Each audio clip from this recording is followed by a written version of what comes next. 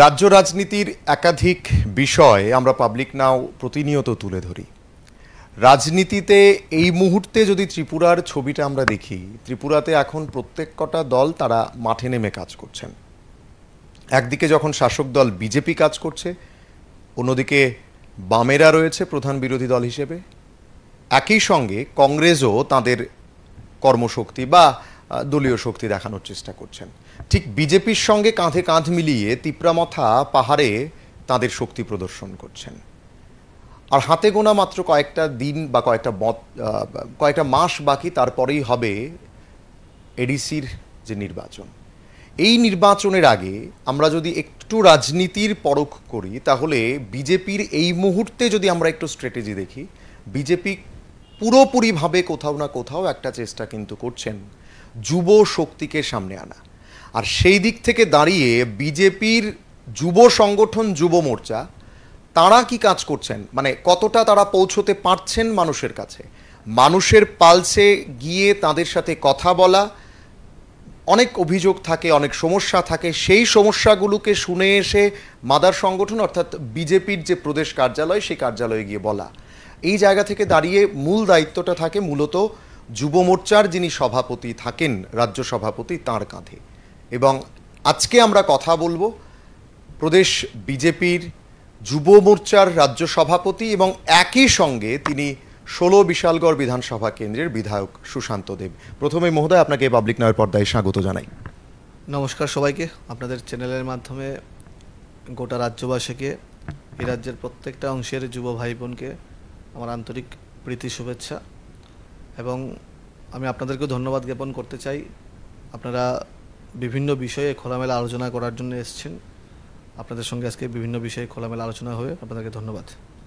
আমি মহোদয় প্রথমে একটা জিনিস জানতে চাইব, মানে আমি যে কথাটা বলছিলাম যে প্রদেশ বিজেপির একটা ট্রেন্ড, আমি শুধু প্রদেশ বিজেপি বলবো না, আমি যদি পশ্চিমবাংলার ক্ষেত্রে দেখি বা অন্যান্য বিহারের নির্বাচন হচ্ছে, প্রত্যেকটা জায়গায় এখন বিজেপি একটা অন্যরকম স্ট্যান্ডে এগোচ্ছে, যেটা বামেদের জন্য সবচাইতে বেশি প্রশ্ন ছিল যে সিপিআইএম তারা কোনোদিন যুব সংগঠনকে, যুবকদেরকে সামনে নিয়ে আসা, একটা শ্রেণীর যারা দীর্ঘদিন দলের সঙ্গে যুক্ত তারাই শুধুমাত্র ফ্রন্ট সারিতে বসা।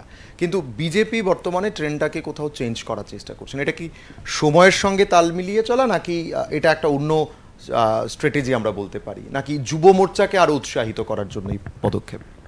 আসলে বিভিন্ন রাজনৈতিক দলের বিভিন্ন স্ট্র্যাটেজি থাকে, কিন্তু একমাত্র ভারতীয় জনতা পার্টি যে রাজনৈতিক দল যুব সমাজকে প্রাধান্য দিয়ে রাজনৈতিক কর্মকাণ্ড করে, যুব সমাজকে সামনের সারিতে এগিয়ে নিয়ে যায় এবং যুব সমাজকে বিভিন্ন গুরুত্বপূর্ণ দায়িত্ব একমাত্র ভারতীয় জনতা পার্টি দেয়। এখানে পরিবারতান্ত্রিক, পরিবারবাদ এরকম কোনো বিষয় নেই। নেতার ছেলে নেতা হবে, মন্ত্রীর ছেলে মন্ত্রী হবে, এমনটাও না। এখানে যারা কার্যকর্তা, যারা যুবরা আছে, এনার্জেটিক যুবকরা, যারা সংগঠনকে পছন্দ করে, যারা বিভিন্নভাবে মানুষের সঙ্গে যোগাযোগ আছে, ওনাদেরকে কাজে লাগানো।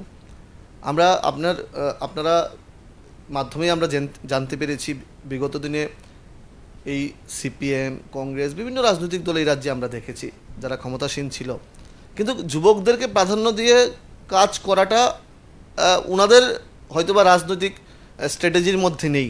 আর আমরা স্ট্র্যাটেজিগতভাবে না, আমাদের রাজনৈতিক দল যুবকদেরকে প্রাধান্য দিয়েই কাজ করে। এটা বিগত দিনে করছে, বর্তমানে করছে। আর এটার একটা মানে উদাহরণ আমি নিজেও, কারণ আমার মতো যুবককে, আমি রাজনৈতিক ঘরের ছেলে না, আমি একটা কর্পোরেট সেক্টরে চাকরি করতাম, আমাকে বিভিন্ন গুরুত্বপূর্ণ দায়িত্ব দিয়েছে, বর্তমানে আমাকে বিধায়ক বানিয়েছে, আবার প্রদেশ যুব মোর্চার সভাপতি করেছে, আমাকে প্রশাসনিক দায়িত্বভারও দিয়েছে, আমাকে সাংগঠনিক কাজ করার সুযোগও করে দিয়েছে। তো এটা একমাত্র ভারতীয় জনতা পার্টিতেই সম্ভব। এবং সেই বলেই কিন্তু ভারতীয় জনতা পার্টিতে যুবকরা আকৃষ্ট হচ্ছে এবং ভারতীয় জনতা পার্টির যেই বিচারধারা, যেই আইডিওলজি, সেইগুলোর উপর যুবকরা কিন্তু অনেক বেশি অ্যাট্রাক্ট হচ্ছে। বিভিন্ন অংশের রাজ্যের বিভিন্ন প্রান্তের যুবকরা আমার সঙ্গে, আমাদের প্রত্যেকটা নেতৃত্বের সঙ্গে যোগাযোগ করছে। সবাই ভারতীয় জনতা পার্টির জন্য, রাষ্ট্রের জন্য, রাজ্যের জন্য কিছু না কিছু করতে চায়। আর এইটা একটা প্ল্যাটফর্ম, এটা রাজনৈতিক দলের পাশাপাশি ভারতীয় জনতা পার্টির একটা প্ল্যাটফর্ম মানুষের জন্য কাজ করার। এবার একটা মূল প্রশ্ন যেটা সব সময় থাকে, মানে সেটা আমরা যে রকমভাবে দেখি যে বামেদের তরফে, কংগ্রেসের তরফে একটা মূল প্রশ্ন থাকে, এবং 2023-এর নির্বাচনেও যখন আপনি লড়াই করছিলেন বিধায়ক পদের জন্য, ঠিক তখনও একটা অভিযোগ কিন্তু তাদের তরফ থেকে করা হতো যে বিজেপি এই মুহূর্তে দাঁড়িয়ে চাকরি দিতে পারছে না, বেকার সমস্যা বাড়ছে দিন দিন, যেটা প্রতিনিয়ত প্রধান বিরোধী দলের যিনি নেতা রয়েছেন জিতেন্দ্র চৌধুরী তিনি যেভাবে বলছেন, কংগ্রেসের তরফেও একই অভিযোগ, কংগ্রেসের যারা রয়েছেন অন্যান্যরা। তো এই জায়গা থেকে দাঁড়িয়ে প্রদেশ বিজেপির যে যুব মোর্চা তারাও কি এটাই মনে করছেন যে চাকরির সমস্যা রয়েছে, নাকি চাকরি হচ্ছে সেটা কোথাও প্রচারে সেভাবে যাচ্ছে না, কোনটা সমস্যা হচ্ছে, কেন বিরোধীরা এই অভিযোগটা? বিষয়টা হলো এটা একটা প্রোপাগান্ডা, এটা ভিত্তিহীন একটা অভিযোগ। এবং আমরা বরাবরই দেখতে পাই সিপিএম বা বিরোধী দল কংগ্রেস এই পার্টিগুলো আস্তে আস্তে দেউলিয়া হয়ে যাচ্ছে। ওনাদের কাছে যেমন যুব সমাজ নেই, এরকমভাবে জনগণের আস্থাও ওনাদের প্রতি নেই। তো এই দলগুলো একটা না একটা এজেন্ডা নিয়ে তো কাজ করতে হবে। ওনাদের এজেন্ডা প্রোপাগান্ডা, এটা বিভ্রান্ত ছড়ানো, ভুল বার্তা দেওয়া, ওনাদের এটা একটা এজেন্ডা। আমি কিছুদিন আগে একটা প্রেস কনফারেন্স করেছি। এই প্রেস কনফারেন্সের মাধ্যমে আমরা রাজ্যে কত সংখ্যায় চাকরি হয়েছে, কি কি খাতে চাকরি হয়েছে, আমাদের সরকার যুবকদের পাশে আছে। শুধু চাকরি না, চাকরির পাশাপাশি যুবকরা যেন আত্মনির্ভর হয়, যুবকরা যেন নিজের পায়ে নিজে দাঁড়াতে পারে, অনেক ধরনের কার্যক্রম, অনেক ধরনের প্রকল্প আমাদের কেন্দ্রীয় সরকার, রাজ্য সরকার হাতে নিয়েছে। সেটার উপর ভর করে আজকে যুব সমাজ খুশি, এবং যুব সমাজ কিন্তু আনন্দিত, এবং যুব সমাজ সঠিক দিশা পেয়েছে। একটা সময় কি ছিল, সিপিএমের সময় কি ছিল, যুবকদেরকে নেশায় আসক্ত করে রাখা, যুবকদেরকে বিভিন্ন ব্যাপথে পরিচালনা করা, এটা সিপিএমের সময় একটা ওনাদের রাজনীতি ছিল। আর আমাদের রাজনীতি যুবকদেরকে পজিটিভভাবে, পজিটিভ দৃষ্টিভঙ্গির মাধ্যমে পজিটিভ ওয়েতে কাজ করানো। আপনারাই দেখুন চাকরি হচ্ছে না, ওনারা কোন মুখে সেই কথাগুলা বলে। আজকে সিপিএমের সময় চাকরি হয়েছে 10,323, আজকে 10,323-এর কী অবস্থা? আজকে 10,323 চাকরি দিয়েছে সিপিএম, 10,323 নিয়ে কেস করেছে কংগ্রেস, সুদীপ রায় বর্মন। আজকে এই দুইটা রাজনৈতিক দল ক্ষমতার জন্য একসঙ্গে হয়েছে। ওনারা ক্ষমতার জন্য কতটুকু নিচে নামতে পারে রাজ্যের যুবকরা কিন্তু এটা অক্ষরে অক্ষর টের পেয়েছে। আর আমাদের সময়, আমাদের এই সুশাসনে, আমাদের এই 7 বৎসরের সুশাসনে, আমাদের পূর্বতন মুখ্যমন্ত্রী, বর্তমান মুখ্যমন্ত্রীর কৌশল নেতৃত্বে আমাদের যুব সমাজ হলুদ খামের মাধ্যমে চাকরি পাচ্ছে, টেটের মাধ্যমে মেরিট বেসিস যাদের যোগ্যতা আছে ওরা চাকরি পাচ্ছে। এই ডিফারেন্সটা বুঝতে হবে। এটা তো একটা ট্রেন্ড যে এখন ফেসবুক খুলুন বা যখনই অফার লেটারগুলো হচ্ছে প্রত্যেকের মধ্যে একটাই এখন টার্গেট রয়েছে যে আমি অন্তত আমার বাড়িতে একটা আমি হলুদ খাম নিয়ে যাবো, বা প্রত্যেকের ফ্যামিলিতে একটা হলুদ খাম যাবে। এই ট্রেন্ডটা কিন্তু আগে কোথাও ছিল না, বা আগে কখনো আমি জানি না, মানে আমি যতদিন ফেসবুক ইউজ করি তার মধ্যে রিসেন্টলি এই ট্রেন্ডটা আমি দেখতে পাচ্ছি যে হলুদ খাম যাওয়া। চাকরি আগে হতো কি হতো না সেটা অন্য ব্যাপার, কিন্তু হলুদ খাম যাওয়া, যুবকদের মধ্যে এই উৎসাহটা আসা, এটা কিন্তু একটা চাকরি আগে হতো, চাকরি আগে হয়নি আমি বলবো না, চাকরি আগে হতো। আর চাকরির আগে হতো কি 10,323 চাকরি হয়েছে, চাকরি চলে গেছে, চোখের জল কে মুছাবে? এটা সিপিএম কে জবাব দিতে হবে, এবং যে কেস করেছে ওনাকে জবাব দিতে হবে। এই দুটা রাজনৈতিক দল একসঙ্গে আছে, ওনারা আসে বলুক না চাকরি হতো, চাকরি 10,323 চলে গেছে। আর আমাদের সময় আমরা চাকরি দিয়েছি, কারোর ক্ষমতা নেই এই চাকরিকে আঙ্গুল তুলে কথা বলার। মেরিট বেসিস, দুর্নীতি হয়নি, চাকরি মেরিট বেসিস, যোগ্যতা সম্পন্ন যুব ভাই বোনেরা চাকরি পেয়েছে। এতে করে যুবকরা আরও বেশি উৎসাহিত, আরও বেশি মোটিভেট হয়েছে। তো সেই লক্ষ্যে আমরা কাজ করছি। আর রাজ্যের বিভিন্ন প্রান্তের যুবকরা আমাদের সঙ্গে, যেহেতু যুব সংগঠনে কাজ করি, সবাই কম বেশি আমাদের সঙ্গে যোগাযোগ আছে, যোগাযোগ করে।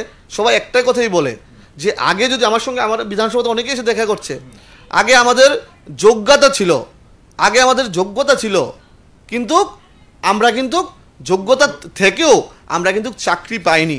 তো এই এই এই সুযোগ আছে, এই পার্থক্যটা আমাদের বুঝতে হবে, এবং এই পার্থক্যটা বুঝেই রাজ্যের যুব সমাজ, যুবকরা আমাদের সঙ্গে আছে, আমাদের সঙ্গে কাজ করার চেষ্টা করছে। আমি এই চাকরির প্রসঙ্গটা আমি আরেকবার ফিরবো, কিন্তু তার আগে আরেকটা প্রসঙ্গ আমি আসতে চাই। নেশা একটা এখন বড় প্রশ্ন। প্রত্যেকে এটার উপরে কাজ করছেন, যদিও সেটা কারুর উপরেই মানে আমি বলবো যে সরকার একা চাইলে যে নেশাকে দমন করতে পারবে বা নেশা মুক্ত করে দিতে পারবে সেটা কোনোদিনই সম্ভব নয়। এটার জন্য আমাদের প্রত্যেকের আসতে হবে। কিন্তু এই জায়গাতে প্রশ্ন যেটা বিরোধীরা করেন, আমি যদি একটু রাজনীতির আঙ্গিকে যেটাকে দেখি, যেভাবে বিরোধী বলুন, বিশেষ করে বামেদের যুব সংগঠন, তাদের যারা সম্পাদক সভাপতি রয়েছেন, তারা যেই অভিযোগটা করছেন, তারা বলছেন যে বিজেপির একটা অংশ নাকি এই নেশার সঙ্গে যুক্ত। তো এইটা একেবারে সরাসরি যুব সংগঠনের বক্তব্য বামেদের, এবং টার্গেটটা করা হচ্ছে বিজেপির যুব সংগঠনকে। তো সেই জায়গা থেকে দাঁড়িয়ে আমরা প্রায় সময় আপনার ফেসবুকও দেখি, আপনার সোশ্যাল মিডিয়া হ্যান্ডেল দেখি, যেখানে আপনি নিজে গিয়ে কোথাও নেশা যারা করছেন তাদেরকে আটকানো, বা সেখানে নেশার বিরুদ্ধে যারা নেশা করছেন তাদের বিরুদ্ধে কাজ করা, অর্থাৎ তাদেরকে সেখান থেকে তুলে নিয়ে আসা। নেশা মুক্ত ত্রিপুরার কথা বলেছিলেন বিপ্লব দেব। তো সেই জায়গা থেকে বামেদের যুব সংগঠন বলুন বা অন্যান্য বিরোধী রাজনৈতিক দলের যুব সংগঠন যেটা আঙুল তুলছে বিজেপির যুব সংগঠনের দিকে, রাজ্য সভাপতি হিসেবে আপনি সেটাকে কিভাবে বলবেন? না, অ্যাকচুয়ালি বিষয়টা হলো নেশা আমদানিটা কে করেছে এই রাজ্যে? রাজ্যের যুব সমাজকে ধ্বংস করার জন্য, রাজ্যের যুব সমাজকে মিছিলে হাঁটানোর জন্য, রাজ্যের যুব সমাজকে লাঠিয়াল বানানোর জন্য এইটা সিপিএমের ষড়যন্ত্র ছিল। আমি অন রেকর্ড বলতে পারি, এটা সিপিএম ষড়যন্ত্র করে এই রাজ্যের যুবকদেরকে নেশায় ধাবিত করেছিল। আমাদের সরকার প্রতিষ্ঠা হওয়ার পর থেকে আমরা নেশামুক্ত ত্রিপুরা, শ্রেষ্ঠ ত্রিপুরা আমাদের তৎকালীন মুখ্যমন্ত্রী স্লোগান দিয়েছে। এই স্লোগান আমাদের বর্তমান মুখ্যমন্ত্রীও দিচ্ছে, এবং আমরা সবাই মিলে, যারা আমরা যুব সংগঠন করি, আমরা সবাই মিলে বিভিন্নভাবে চেষ্টা করছি নেশামুক্ত ত্রিপুরা গড়ার। নেশামুক্ত ত্রিপুরা গড়তে গেলে একা কারোর দ্বারা সম্ভব না, কেউ একা দায়িত্ব নিয়ে এটাকে একবারে নির্মূল করতে পারবে না। কিন্তু আমাদের দৃঢ় বিশ্বাস, প্রশাসনিকভাবে বিভিন্নভাবে অ্যাডমিনিস্ট্রেশন, পুলিশ প্রশাসন সবাই চেষ্টা করছে, অ্যাওয়ারনেস ক্যাম্প হচ্ছে, এবং বিশেষ করে আমাদের যুব সংগঠন, আমাদের যুব মোর্চা, আমরা গোটা রাজ্যে একটা স্লোগান দিয়েছি, ছেড়ে দিয়ে নেশার হাত, চলো যাই খেলার মাঠ।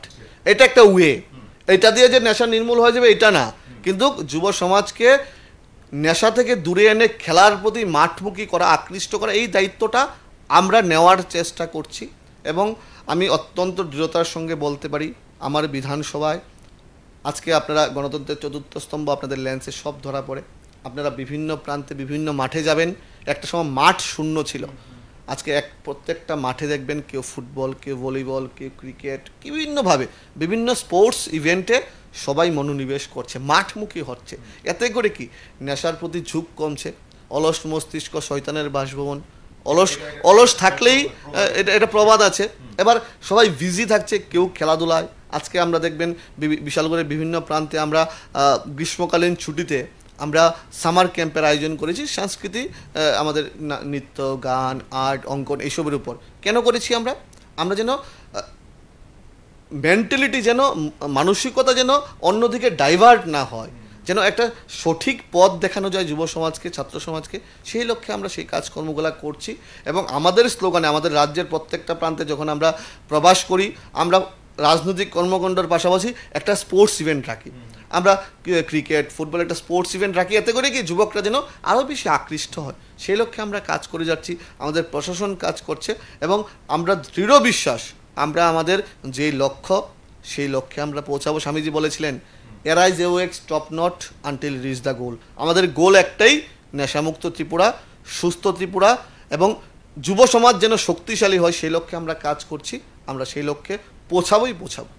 আপনি একটা জায়গায় বলছিলেন যে আপনার বিধানসভার কথা, মানে বিশালগড়ের কথা। তো আমি বিশালগড় প্রসঙ্গে যদি আসি, 16 বিশালগড় এই রাজ্যের যে কটা বিধানসভা কেন্দ্র রয়েছে, আমরা যদি হেভিওয়েট বিধানসভা কেন্দ্র বলি, তার মধ্যে 16 বিশালগড় বা বিশালগড়ের যখন যদি নির্বাচন হয় বা বিধানসভা নির্বাচন হোক, যে কোনো নির্বাচন, বিশালগড় একটা অন্যতম জায়গায় একটা নামে থাকে।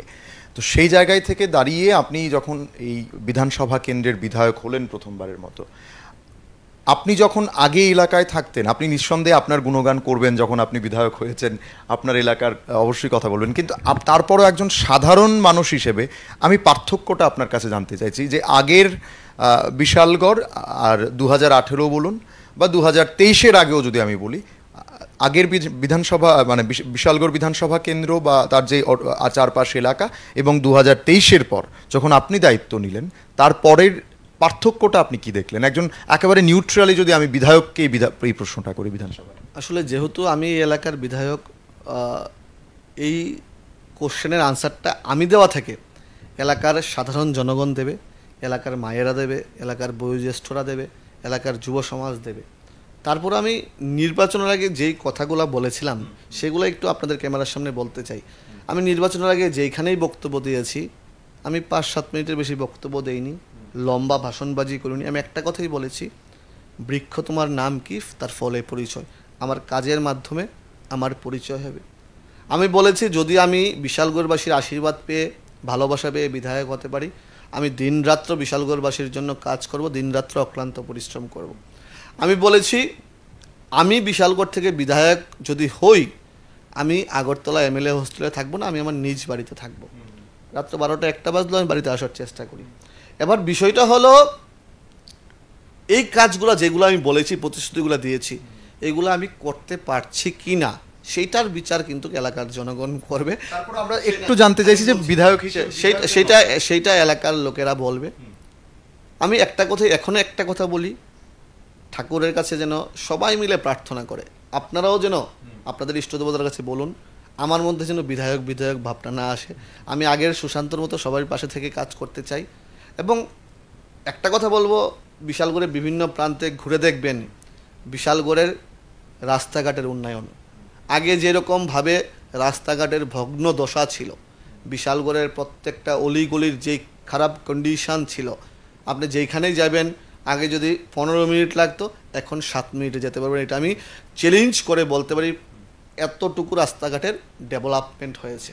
আমরা বিশালগড়ে একটা স্পোর্টস, কালচারাল সব বিষয়ে আমরা বিশালগড়কে ডেভেলপমেন্ট করার চেষ্টা করছি। বিশালগড়ের প্রত্যেকটা বাড়িতে পরিশুদ্ধ পানীয় জল পৌঁছে দেওয়ার ব্যবস্থা করছি আমরা। আপনি জানলে খুশি হবেন, বিশালগড়ে একটা আন্তর্জাতিক স্তরের একটা ইনডোর স্পোর্টস কমপ্লেক্স ইতিমধ্যে কাজ বের হয়ে গেছে, ইতিমধ্যে হবে। কেন 25 বছর সিপিএমের সময় হয়নি? বিশালগড়ে একটা অত্যাধুনিক সুইমিং পুল হবে। বিশালগড়ের মোটর স্ট্যান্ড যেটা ভগ্নদশা ছিল, এখন অত্যাধুনিক একটা মোটর স্ট্যান্ড বিশালগড়ে ইতিমধ্যে হবে, এইবারের বাজেটে দেওয়া হয়েছে। বিশালগড়ের প্রায় আমার এই যাবৎকালে এই 2 বছরে বিশালগড়ে প্রায় 200 কোটি টাকার রাস্তার মেরামতের কাজ, নতুন রাস্তার কাজ হয়েছে। 200 কোটি টাকার, হ্যাঁ, 2 বছরে। বিশালগড়ের বিভিন্ন প্রান্তে, বিশালগড়ের হসপিটালে নতুন হসপিটাল বিল্ডিংয়ের কাজ চলছে। বিশালগড়ের মিউনিসিপ্যাল যেটা নাগরিক পরিষেবা দেয়, বিশালগড়ের যেই পৌরসভার নতুন বিল্ডিংয়ের কাজ চলছে। মহকুমা শাসকের কার্যালয়, যেটা এই মহকুমার মানুষ সার্ভিস পায়, নতুন মহকুমা শাসক কার্যালয়ের কাজ চলছে। আরও বিভিন্ন বলে শেষ করে নোট করতে হবে। আমি অনেক সময় বলে যাই কোথায় কী কাজ হচ্ছে, আমি যেখানেই ত্রুটি দেখি সেইখান থেকেই আমি প্রত্যেকের সঙ্গে কথা বলি। মাননীয় মুখ্যমন্ত্রী আমাদেরকে দুহাত ভরে আমাদেরকে বিভিন্ন ডেভেলপমেন্ট কাজ দিচ্ছেন এবং প্রত্যেকটা মন্ত্রী আমাদেরকে হেল্প করছেন। দপ্তরের আধিকারিকরা আমাদের সঙ্গে কথাবার্তা বলে বিভিন্ন কাজকর্ম হচ্ছে। আমাদের পঞ্চায়েত সমিতি, আমাদের পৌরসভা, 13খানা পঞ্চায়েত, 15খানা পৌরসভার ওয়ার্ড, প্রত্যেকটা জনপ্রতিনিধি শুধু একটাই কাজ, সাধারণ মানুষের জন্য কাজ করা। আমরা কাজ করতে সুযোগ পেয়েছি। আমি একটা জিনিস মনে করি, অনেকে অনেক কিছু ভেবে কাজ করে, অনেকে মনে করে যে আছি তো 5 বছর করুম। আর আমি মনে করি 5 বছর থেকে আমার 2 বছর চলে গেছে, আর 3 বছর মাত্র আছে। আমি কিভাবে আরও বেশি করে মানুষের জন্য কাজ করি, সেটা আমার ইচ্ছা, সেটা আমার চেষ্টা। আমি কতটুকু করতে পারছি আমি আবারও বলবো, বিশালগড়ের মানুষ সেটার বিচার করবে। মানুষের খুশির সময় না থাকতে পারে, কিন্তু মানুষের প্রবলেমে, মানুষের সমস্যায় আমি থাকার চেষ্টা করি এবং প্রত্যেককে সঙ্গে নিয়ে একটাই স্লোগান, এই বিশালগড়কে, স্বপ্নের বিশালগড়কে আমরা শ্রেষ্ঠ বিশালগড়ে পরিণত করব। আমি একদম শেষ দিকে থাকবো। আমি একটা জিনিস জানতে চাইছি, বিশালগড় নামটা যখন উচ্চারণ হয়, আমি অনেক আগের একটা ইনসিডেন্ট বলছি। আমি যে কোনো একজনের সঙ্গে শহরে দাঁড়িয়ে কথা বলছিলাম, তখন আমার কথা হচ্ছিল যে রাতের বেলায় বিশালগড়ের দিকে আসা। এটা প্রায় আমরা বলতে পারি আপনাদের টেনিউরের আগে। তখন ওনার মনে একটা জিনিস এসেছিল যে বিশালগড় এই নামটার সঙ্গে উনি বারবার বলছিলেন যে সমাজদ্রোহী। কোনো না কোনোভাবে একটা সমস্যা থাকতো, রাস্তা দিয়ে যাওয়ার ক্ষেত্রে হোক বা কোনো কোনো মোড়ে হুটহাট সেখানে একটা সমস্যা তৈরি হওয়া, অর্থাৎ সমাজদ্রোহীদের এক প্রকার আখড়া বলা যেত এই বিশালগড়ে ছিল।